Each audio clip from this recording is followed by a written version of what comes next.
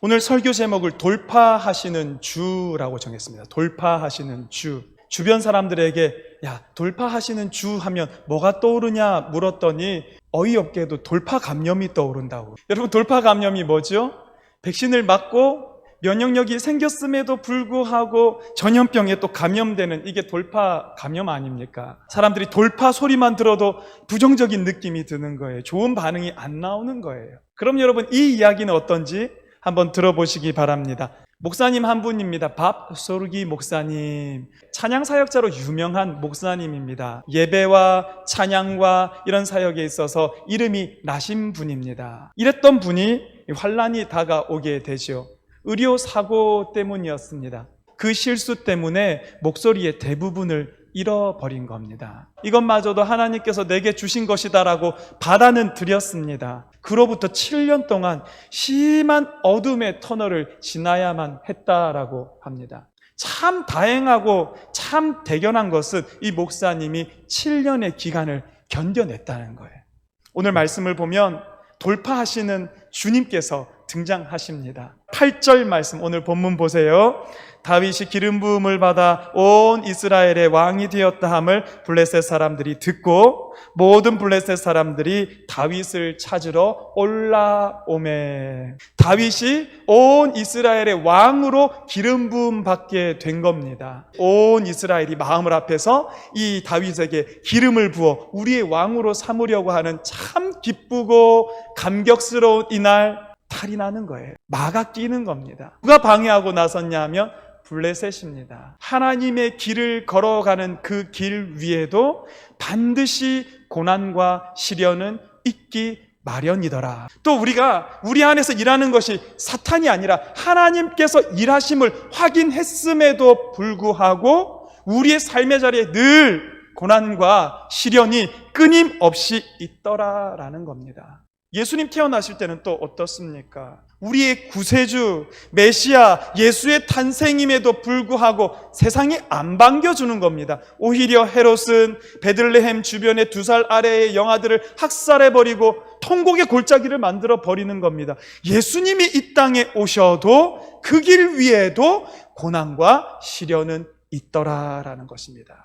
그렇기 때문에 사랑하는 성도 여러분, 우리가 기억해야 할 것은 우리가 주님의 길을 걸어감에도 불구하고 고난과 시련은 당연한 듯이 언제나 그 자리에 있기 마련이더라라는 것입니다. 여러분, 참 안타까운 건요, 고난과 시련이 있으면 사람들이 뭘 생각하냐면 의심하는 거예요. 아, 이게 하나님의 길이 아닌가? 아, 지금 이 길을 하나님 기뻐하시지 않나? 내가 잘못된 선택을 했나? 지금 이러다가 우리 잘못되는 거 아닌가? 의심하고 회의하는 사람들이 있더라라는 것입니다. 하나님의 뜻이 이 땅에 이루어진다는데 그걸 회방하지 않을 공중 권세 잡은 자가 어디 있겠느냐 말이에요. 그러다 보니까 사탄이 우리를 뒤흔드는 거예요. 하나님의 길을 걸어가도 사탄이 우리를 방해하는 것입니다. 우리가 붙들어야 할 것은 그 어떠한 대적도 절대로 하나님의 길을 막을 수는 없더라. 할렐루야. 우리가 하나님 안에서 뜻을 세우면 그러면은 시련과 고난이 있더라. 그러나 그 시간을 견디어내면 하나님의 뜻이 이 땅에 이루어지더라. 우리 신앙의 공식입니다. 자, 여기서 여러분, 우리가 놓치지 말아야 할 포인트가 한 가지가 있습니다. 야, 이러다가 다윗과 그 뒤에 있는 하나님 우리가 감당하지 못할 수도 있겠다. 그러니까 한 사람 기름 부음 받은 사건을 가지고 어떻게 하는 겁니까? 모든 블레셋이 그 다윗 찾겠다고 내려온 모습을 보면 우리가 알 수 있지 않습니까? 저는 세상 가운데서 하나님의 백성들의 자리가 딱 이 위치가 되기를 간절히 바랍니다. 사도행전 5장 13절에 이렇게 기록이 됩니다. 그 나머지는 감히 그들과 상종하는 사람이 없으나 백성이 칭송하더라. 여러분, 이 그 나머지는 누구냐 하면 초대교회 당시 세상 사람들을 얘기하는 겁니다. 그 사람들이 그들과 상종하지 않았다라고 할 때 이 그들은 초대교회 성도들을 얘기하는 거예요. 그러니까 세상 사람들이 초대교회 성도들과 상종 안 했답니다. 얕잡아봐서 안 했을까요? 아니요. 감히 그들과 상종하지 못했다라는 것으로 봐서 세상 사람들은 성도들을 바라볼 때 두려운 마음이 있었던 거예요. 두려운 마음으로 가까이 가지는 못하였지만 백성들이 그들을 향해서 뭘 하냐면 칭송하더라, 찬양하더라, 대단하다고 인정하더라. 저는 이 땅을 살아가는 우리 신앙인들의 삶의 자리가 이렇게 되면은 참 좋겠습니다.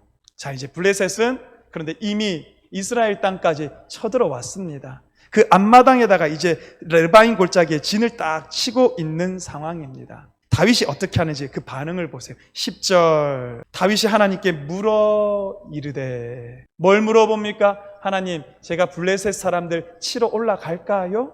하나님, 올라가면 저 사람들 저의 손에 넘기겠습니까? 여러분, 이게 놀라운 포인트인 거예요. 분명히 적들이 이미 내 집 앞마당까지 와서 진을 치고 있는 상황 가운데 두려울 법도 한데 허둥지둥 거릴 법도 한데 다윗에겐 그게 안 보이는 겁니다. 침착하게 하나님께 물어볼 수 있는, 여러분, 이게 참 대단하죠. 저는 이런 모습을요 여호수아에서도 찾아볼 수가 있었습니다. 여호수아 5장 3절입니다.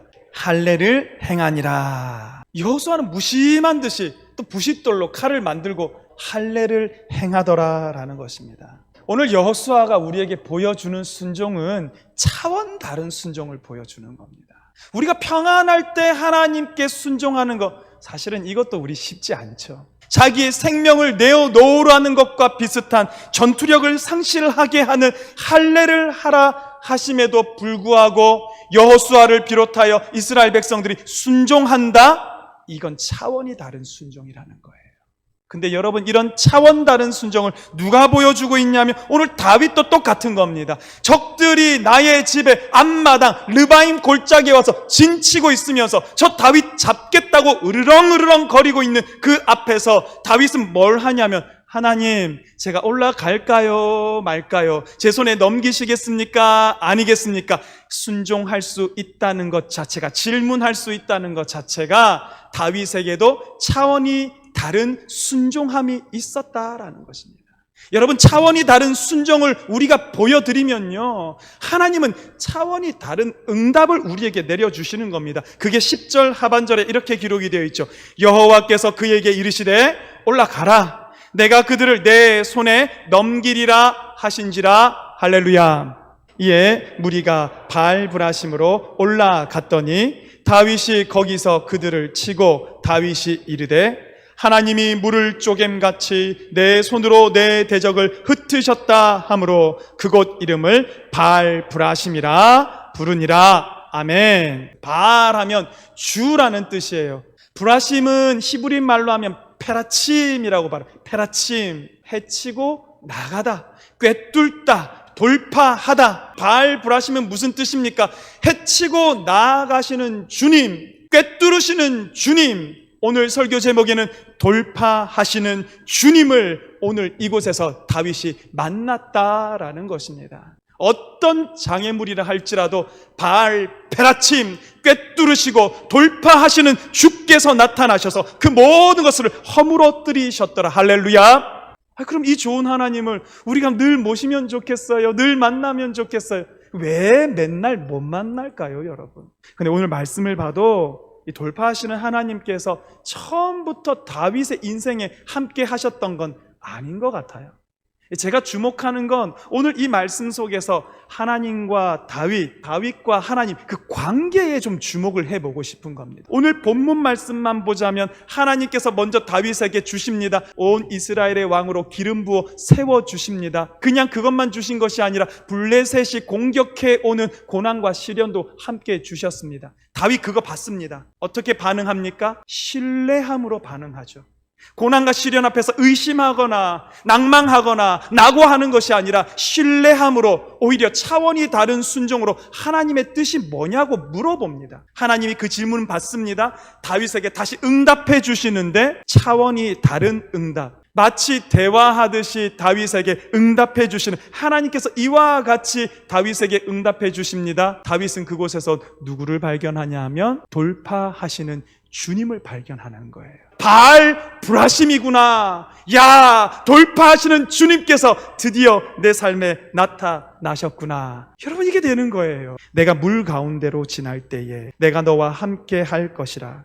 강을 건널 때에 물이 너를 침몰하지 못할 것이며 내가 불 가운데로 지날 때에 타지도 아니할 것이요 불꽃이 너를 사르지도 못하리니 내가 너를 지명하여 불렀나니 너는 내 것이라. 할렐루야. 하나님의 것은 하나님이 지키시고 하나님의 사람은 하나님께서 보호하시고 관계가 있으면 그 사람을 결코 저버리지 않는다라는 것입니다. 그 관계가 있는 우리의 인생에 돌파하시는 여호와 하나님께서 역사하시더라라는 것이에요.